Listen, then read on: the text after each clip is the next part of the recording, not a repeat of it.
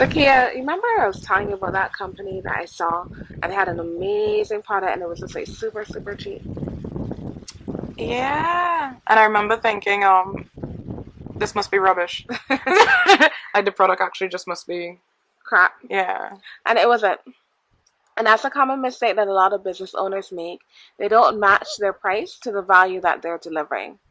And especially when you're now starting out, you kind of think, well, I'm new and I'm not sure what I'm doing, and maybe people aren't going to want to pay for this, and I should have it really cheap in the beginning. That's fine, but if you price it too low, you're not even going to attract the right type of customer for you. Mm-hmm. And if you know the quality of your product, so say you've just started out, well, I could give the example of a photographer.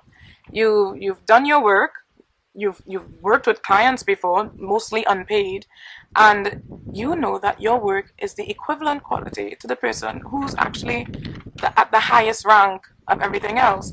But because everyone says when you start out you should price cheap, you price cheap and then you attract people who are price shoppers, and they're not the people you wanted to begin with. The reason for that is because you actually priced yourself for them. Point blank. They saw your work, they saw the quality of your work, and they saw the price, and they said, oh, this is for me. As opposed to if you immediately put it at the value of the high-end guy, people will just take notice. No one really does that much research, if that makes any sense. When you price too cheap, the other thing that happens is that you attract more drama clients. So if you have an amazing product and you're super, super talented and you're charging like $50 an hour when it should be $500, the people who come to you are going to complain. They're going to want you they're going to want you to do like a million things that you don't normally do, and you kind of do because you're kind of saying, well, I don't really know what I'm doing, so let me just charge a little less. And it turns out that you spend so much time and money on that client, you don't even make a profit from that relationship. You make a loss. And you're drained. Like, I've had a client once, she was a nightmare. She actually my experience with her made me close my business for a few months because I was just so frustrated from the whole thing.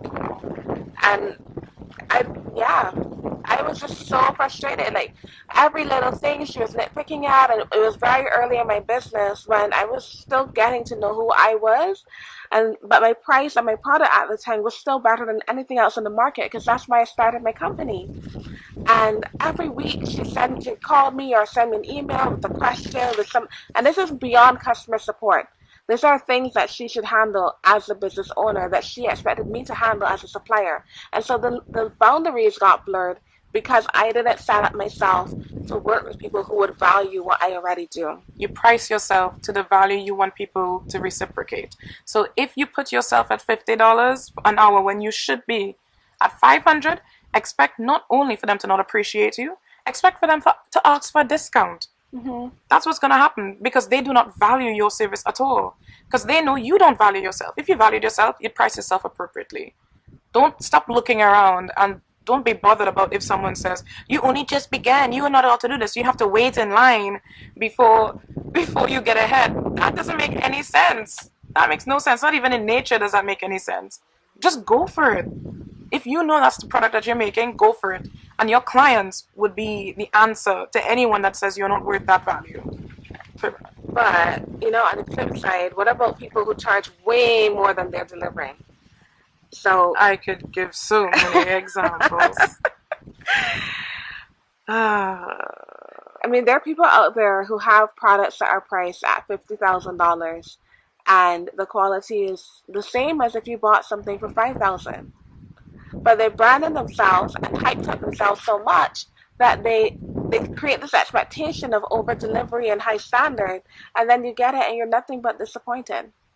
So pricing and value there's a delicate balance that has to be made, and it's not just about your self-worth, it's also about the energy that you're giving with your product and the experience that you're providing as a result of what you're delivering. So for example, I have a lot of clients who don't value themselves high enough, and I'm always telling them, you really need to show what you're giving someone. So if you are helping someone to plan their future, maybe you are a financial planner, for example, you're giving that person so much more than just a life insurance policy. You're giving them peace of mind. You're giving them the ability to travel the world after they've retired. You're giving them the freedom to invest their money in their kids and not worry about how they're going to live after they have grown up and you're not working anymore. So you really have to value the entire package, the entire set of benefits and the experience.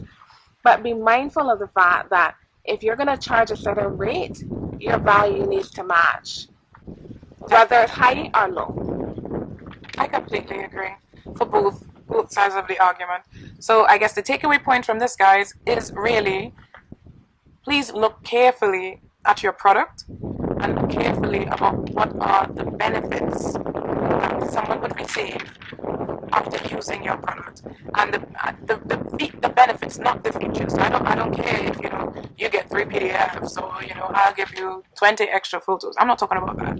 I'm talking about the emotional and physical benefits that they get, the long-standing effects that they get from using your product, and use that to determine where your price band actually lies.